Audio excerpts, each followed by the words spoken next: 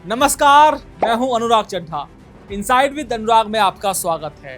ब्राह्मण, त्यागी, जाट और मुसलमान पश्चिमी उत्तर प्रदेश की राजनीति में ये वो चार मजबूत स्तंभ हैं जिनका एक मुश्त वोट अपने पाले में हासिल करना किसी भी सियासी दल के लिए अब तक एक नामुमकिन ख्वाब रहा है।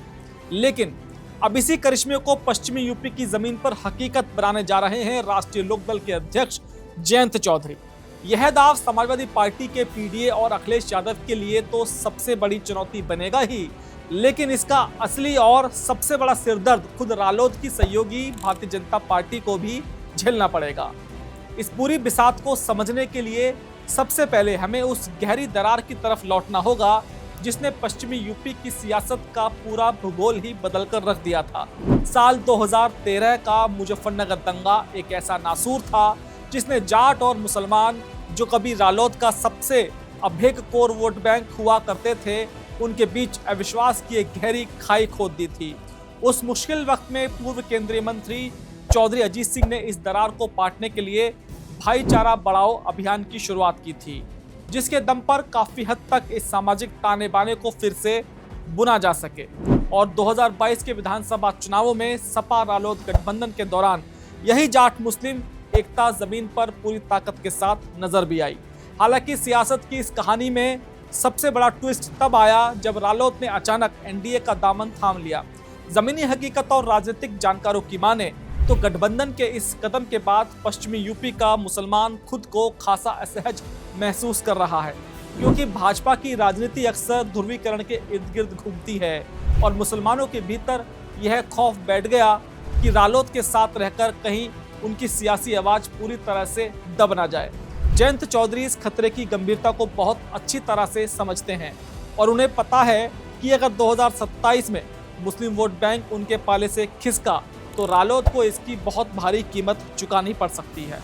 इसी डैमेज कंट्रोल और भरोसे को कायम रखने के लिए बागपत लोकसभा क्षेत्र के इकड़ी गांव में एक विशाल जनसभा में जयंत ने मंच से खुलकर अपने दादा और पिता के उसी पुराने भाईचारा एजेंडे पर अड़िग रहने का ऐतिहासिक ऐलान कर दिया।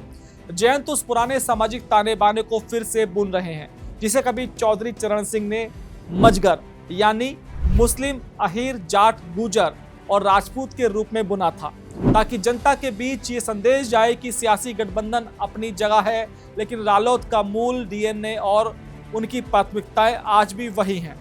अब सवाल यह उठता है कि अगर मुस्लिम वोट बैंक 2022 की तरह एकजुट होकर रालोद को वोट नहीं देता तो उस संभावित सियासी नुकसान की भरपाई आखिर कहां से की जाएगी। इसी सवाल के जवाब में छिपा है इकड़ी रैली का सबसे बड़ा हिडन एजेंडा, और वो जवाब है ब्राह्मण और त्यागी समाज की गोलबंदी।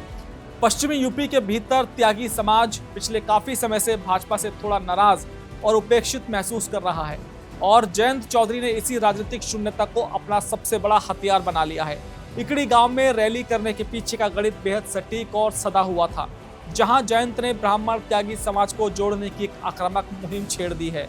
उन्होंने मंच से 28 साल के युवा अनिकेत भारद्वाज पर जताए गए अपने भरोसे का खास तौर पर जिक्र किया। अनिकेत जैसे युवाओं को आगे करके जयंत ने ब्राह्मण त्यागी नौजवानों को यह सीधा और साफ संदेश दिया है कि रालोद में उनके लिए एक बहुत बड़ा भविष्य और पूरा सम्मान सुरक्षित है। अपनी बात को और गहराई देने के लिए जयंत ने जानबूझकर अपने भाषण में माया त्यागी कांड का जिक्र छेड़ दिया, जो इस समाज के स्वाभिमान से जुड़ा हुआ एक बेहद संवेदनशील मुद्दा है। उन्होंने लोगों को याद दिलाया कि जब यह घटना घटी थी तब उनके दादा चौधरी चरण सिंह और पिता चौधरी अजीत सिंह ने किस तरह से त्यागी समाज के हक और सम्मान की लड़ाई लड़ी थी। इसी कड़ी में मेरठ के रासना के रहने वाले बुजुर्ग ओम प्रकाश त्यागी से अपनी मुलाकात का प्रसंग सुनाते हुए जयंत ने बताया कि कैसे उन बुजुर्ग ने चौधरी चरण सिंह के साथ अपनी पुरानी तस्वीरें दिखाई, जो इस बात का जीता जागता सबूत है कि त्यागी समाज का उनके परिवार से कितना गहरा नाता रहा है। इसी जुड़ाव को एक स्थायी शक्ल देने के लिए जयंत ने रासना में एक स्टेडियम बनाने का भी ऐलान कर दिया, जिससे यह साबित होता है कि उनकी नज़र पूरी तरह से 2027 पर टिक चुकी है और वे हर उस समीकरण को साधने में जुटे हैं जो उन्हें सत्ता के शिखर तक ले जा सके। अब अगर समीकरणों और सीटों की गणित की बात करें तो रालोद और भाजपा के बीच 2027 के लिए अभी से रस्साकशी के स्पष्ट संकेत मिलने लगे हैं।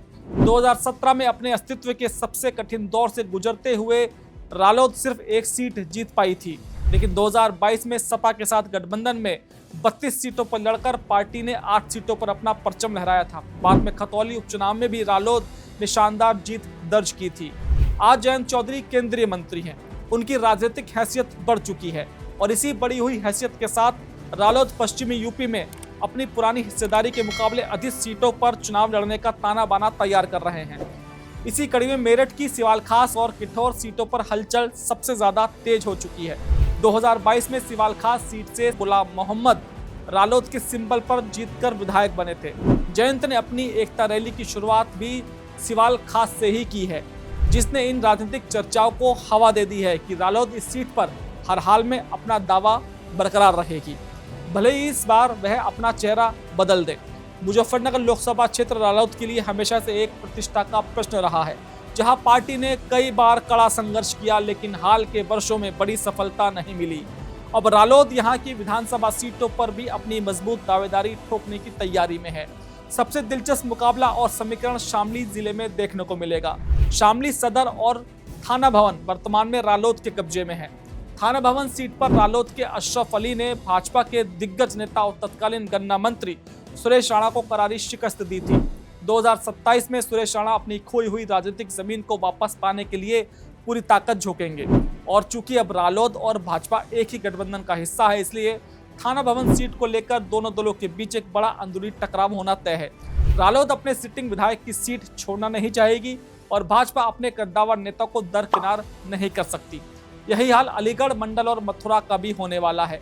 अलीगढ़ मंडल की 4 प्रमुख सीटों हाथरस जिले की सादाबाद और अलीगढ़ जिले की इगलास, खैर और बरौली पर रालोद अपना स्वाभाविक दावा मानती है। वर्तमान में सादाबाद से रालोद के प्रदीप कुमार सिंह उर्फ गुड्डू विधायक हैं। 2022 में जब रालोद ने हाथरस की 3 में से सिर्फ एक सादाबाद सीट मांगी थी, तो वहां उन्होंने जीत दर्ज की थी, क्योंकि सादाबाद पहले भी 2 बार रालोद का गढ़ रह चुका है। वहीं अलीगढ़ की 7 सीटों में से 2022 में रालोद ने बरौली, इगलास और खैर पर चुनाव लड़ा था, लेकिन यहां भाजपा ने जीत दर्ज की थी। मथुरा की बात करें तो रालोद ने बलदेव छाता और गोवर्धन जैसी अहम सीटों पर अपने प्रत्याशी उतारे थे, लेकिन ये सभी 5 सीटें भाजपा के खाते में गई थी। अब जबकि दोनों पार्टियां एक साथ हैं, सीटों के बंटवारे का यह समीकरण बुरी तरह से उलझने वाला है। रालोद अपनी पुरानी लड़ी गई सीटों पर फिर से दावा करेगी, जबकि भाजपा अपने जीते हुए विधायकों के टिकट काटने का जोखिम बिल्कुल नहीं उठाना चाहेगी। जयंत चौधरी का यह जाट त्यागी मुस्लिम ब्राह्मण गठजोड़ अगर जमीन पर उतर जाता है, तो यह अखिलेश यादव के पीडीएफ फॉर्मूले की पश्चिम यूपी में हवा निकाल देगा। समाजवादी पार्टी के लिए पश्चिम में सबसे बड़ा खतरा रालोद का यह स्वतंत्र जनाधार विस्तार ही है। दूसरी तरफ भाजपा के लिए यह एक दोधारी तलवार है। एक तरफ रालोद का त्यागी और ब्राह्मण को साधना भाजपा विरोधी वोटों को एकजुट होने से रोकेगा और गठबंधन को मजबूती देगा, लेकिन दूसरी तरफ रालोद का यह बढ़ता कद और महत्वाकांक्षा सीट बंटवारे के समय भाजपा के लिए सिरदर्द बहुत बड़ा बनेगा। जयंत चौधरी 2022 के 8 विधायकों के आंकड़ों से संतुष्ट होने वाले नहीं हैं। वह 2027 में किंग मेकर की भूमिका में आना चाहते हैं और इसके लिए उन्हें हर उस वर्ग का वोट चाहिए जो सत्ता के समीकरण को पलट सकता है। दोस्तों, मेरा विश्लेषण आपको कैसा लगा कमेंट बॉक्स में जरूर लिखकर बताइएगा। साथ ही साथ मेरे चैनल को सब्सक्राइब करना बिल्कुल मत भूलिएगा। तो आपसे दोस्तों मुलाकात होगी किसी दूसरी खबर के साथ। नमस्कार।